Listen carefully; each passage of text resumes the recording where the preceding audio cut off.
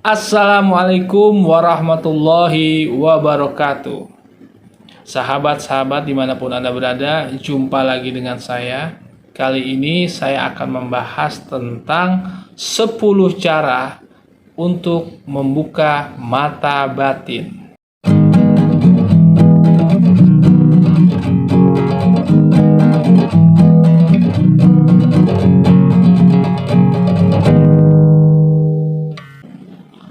Baik kawan-kawan, sahabat-sahabat dimanapun Anda berada, membuka mata batin ini sering disalahartikan bahwa membuka mata batin itu seperti para dukun-dukun yang bisa melihat jin, yang bisa menerawang, itu selalu dikaitkan seperti itu.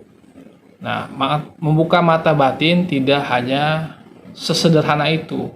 Mungkin ia bisa melakukan hal-hal tersebut, tapi membuka mata batin ini bisa lebih luas lagi, yaitu untuk mendekatkan diri kita kepada Allah Subhanahu wa Ta'ala. Karena mata batin kita terbuka, maka kita bisa melihat tanda-tanda kebesaran Allah yang sulit dilihat hanya dengan mata lahir. Baik sahabat-sahabat dimanapun Anda berada, untuk membuka mata batin, saya akan mulai dari yang pertama.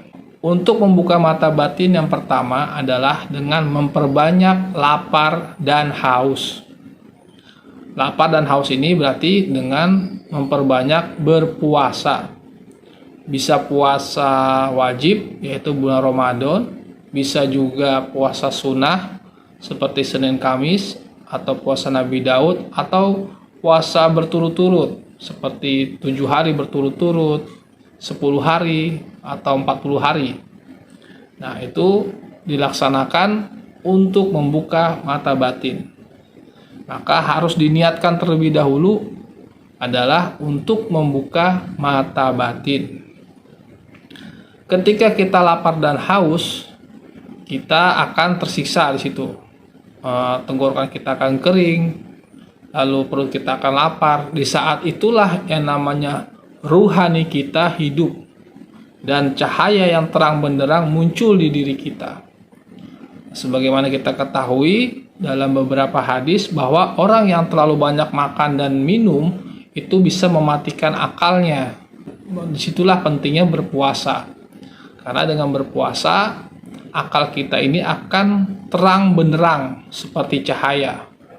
Jadi ada istilah pencerahan, yaitu akal yang tercerahkan hanya bisa didapatkan melalui puasa, yaitu menahan lapar dan haus. Yang kedua, tips untuk membuka mata batin adalah dengan menjaga pandangan, menjaga lisan, menjaga indera penciuman, dan juga indera pendengaran. Jadi kita harus menutup 4 lubang hawa nafsu. Nah, kita harus menjaga pandangan kita dari hal-hal yang diharamkan. Itu selama 30 hari kalau kata guru saya. Kenapa 30 hari? Nah, itu nanti ada penjelasan di suatu tempat tentang konsep riyadoh ya. Ada 30 hari, ada 40 hari, ada 100 hari. Nah, ini cukup lakukan selama 30 hari. Jadi selama 30 hari kita harus menjaga pandangan. Menjaga pandangan dari apa? Dari hal-hal yang membangkitkan syahwat. Misalnya kita melihat makanan, lalu kita nafsu. Kita melihat lawan jenis, kita muncul nafsu. Bahkan kita melihat uang, itu juga bisa nafsu. Nah, bagaimana biar tidak nafsu? Yang harus kita kendalikan. Kalau kita melihat makanan, ya kita palingkan pandangan kita. Kalau kita melihat lawan jenis yang menggairahkan hawa nafsu kita, membangkitkan birahi kita, kita tundukkan kepala kita. Nah, kalau sudah terlanjur lihat ya istighfar saja. Nah, kalau kita melihat uang, lalu kita nafsu, maka apabila kita dapat uang tersebut, kita sisihkan sebagian untuk ke masjid atau ke anak yatim, gitu, agar kita tidak muncul rasa kecintaan di hati. Nah, itu menjaga pandangan. Yang kedua, jaga lisan. Nah, lisan ini penting sangat sekali untuk dijaga karena lisan ini berdampak kepada batin. Maka lisan ini harus dijaga. Jadi benar-benar jaga bicara, jangan sampai kita mencela orang, berbohong, ya kan, atau membentak segala macamnya, pokoknya hal-hal yang buruk. Jadi harus berkata-kata yang baik, kata-kata yang jujur. Kalau sulit lebih baik diam. Makanya ada ulama-ulama yang menyarankan puasa diam. Jadi banyak sekali dulu para wali-wali Allah, misalnya Syekh Ahmad Al-Badawi, itu berpuasa tidak berbicara sama sekali dengan siapapun selama 7 tahun. Ada yang mengasingkan diri ke hutan, hanya diam saja.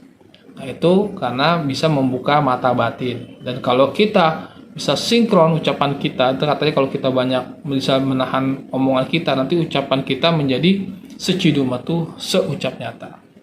Nah, jadi jaga pandangan, jaga lisan.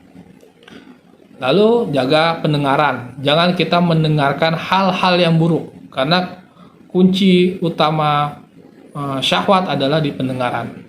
Ya. Godaan-godaan, ya kan, kalau kita dirayu-rayu itu jaga pendengaran. Terus kita jangan mendengarkan orang menceritakan keburukan orang lain, sebaiknya kita menghindar selama 30 hari.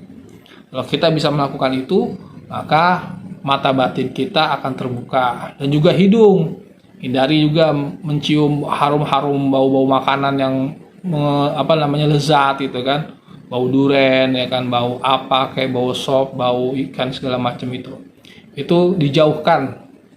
Ya, jadi agak dihindari. Kalau makan saja gitu.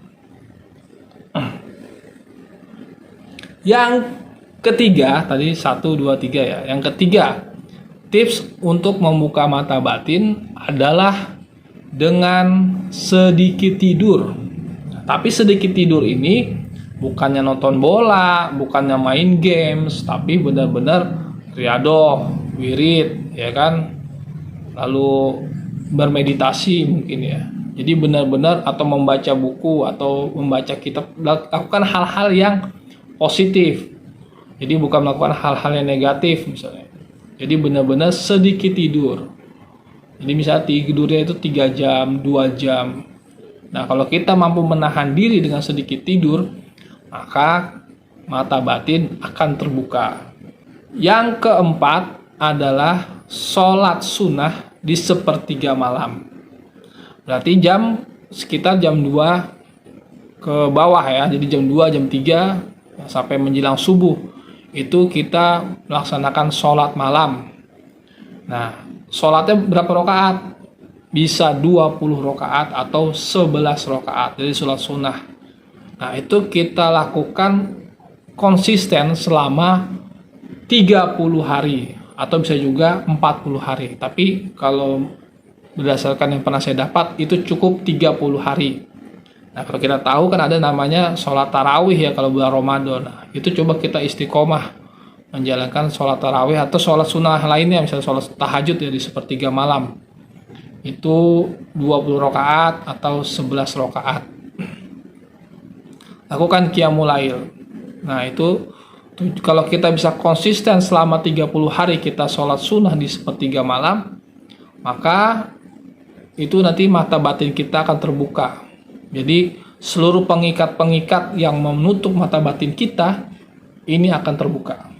Yang kelima adalah dengan memperbanyak berzikir. Nah, zikirnya apa? Yang diutamakan adalah zikir la ilaha illallah.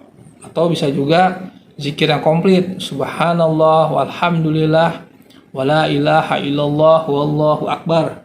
Atau juga bisa zikir asmaul husna. Contohnya zikir ya latif, ya latif, ya latif, ya latif. Nah, itu adalah zikir-zikir yang bisa membuka mata batin. Jadi hal-hal yang lembut, hal-hal yang halus itu bisa terlihat dengan memperbanyak berzikir.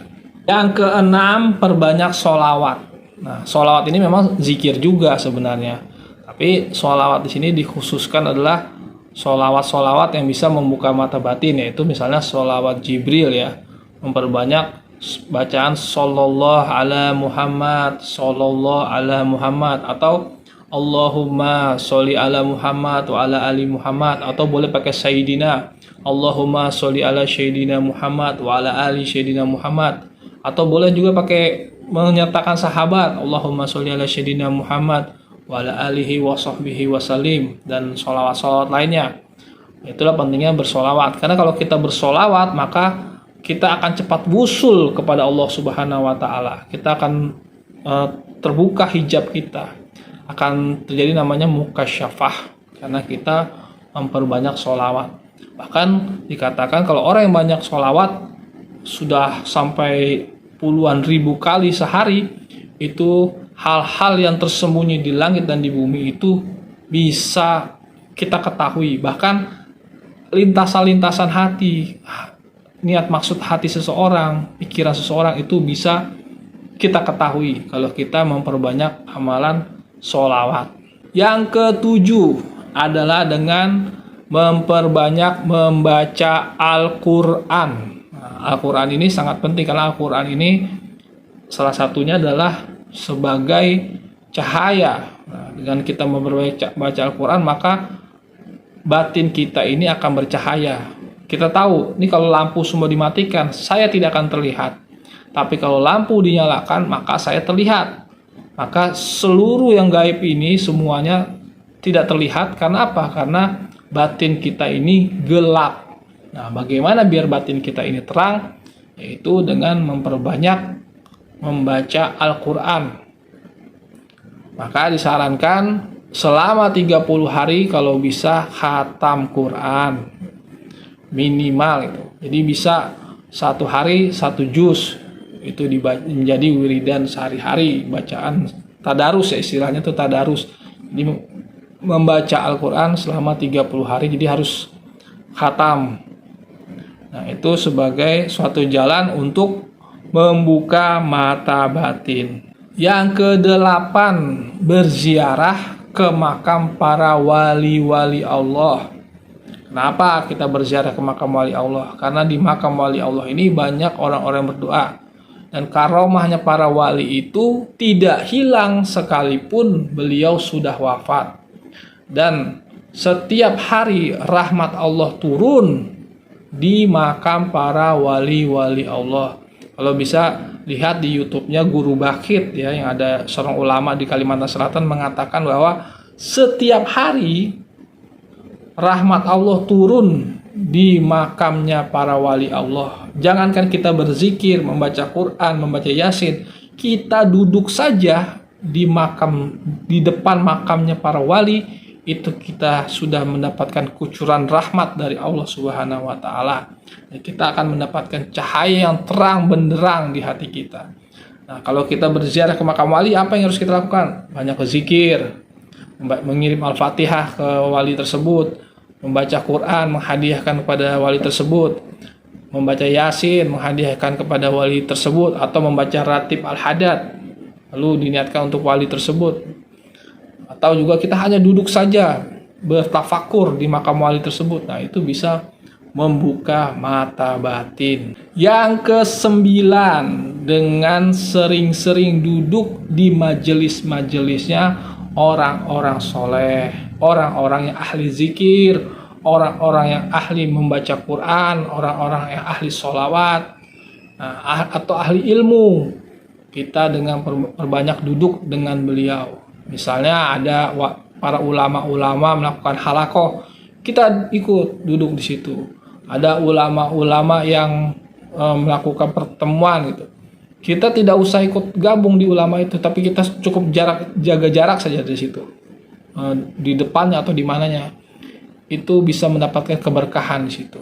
Karena para ulama-ulama ini, mereka bukan hanya jasa, tapi mereka juga ada cahaya di dalam diri mereka. Nanti kita akan kecipratan lah bahasanya seperti itu. Kecipratan karomah, barokah atau cahaya dari para ulama-ulama tersebut. Maka kita harus sering duduk-duduk bersama para orang-orang soleh. Yang ke-10, memperbanyak bertawasul kepada para wali, para nabi. Jadi kalau kita sebelum wirid atau sebelum membaca Quran, alangkah baiknya kita mengirim dulu Al-Fatihah kepada para nabi dan para wali. Ila hadrati Nabil Mustafa Al-Fatihah ila hadrati Sayyidi Syekh Abdul Qadir Jilani Al-Fatihah, ila hadrati summa ila ruhi Syekh Syarif Hidayatullah, summa ila ruhi Habib Luar Batang. Nah, itu kita banyak kirim Al-Fatihah. Kalau perlu kita tulis itu nama-nama wali-wali Allah, lalu kita kirimkan Al-Fatihah setiap hari. Nah, itu bisa menjadi jalan untuk membuka mata batin. Karena para wali-wali itu apabila kita kirimkan Al-Fatihah, maka Al-Fatihahnya itu akan kembali lagi kepada kita. Dan bahkan dengan cahaya yang lebih terang lagi, 2 kali lipat atau bahkan puluhan kali lipat. Nah, seperti itu. Maka itu pentingnya kita bertawasul kepada para wali dan para nabi. Ya, mungkin itu saja sahabat-sahabat. Sekian tips dari saya. Wassalamualaikum warahmatullahi wabarakatuh.